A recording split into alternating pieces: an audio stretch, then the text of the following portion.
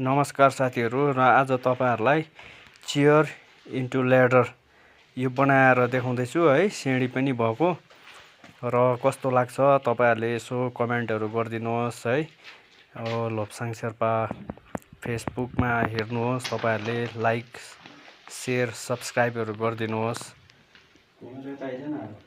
यसरी फोल्ड भएर चाहिँ सिँढी पनि हुन्छ,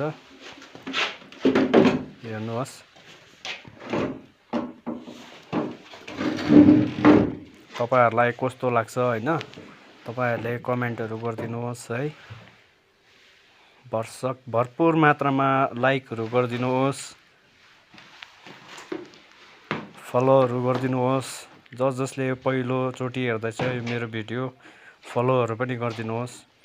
र साथीहरु यस्तै नयाँ सामानहरु बनाएर देखाउने छु र आउने छ तपाईहरुको सामने नयाँ भिडियोहरु। बाइ बाइ साथीहरु।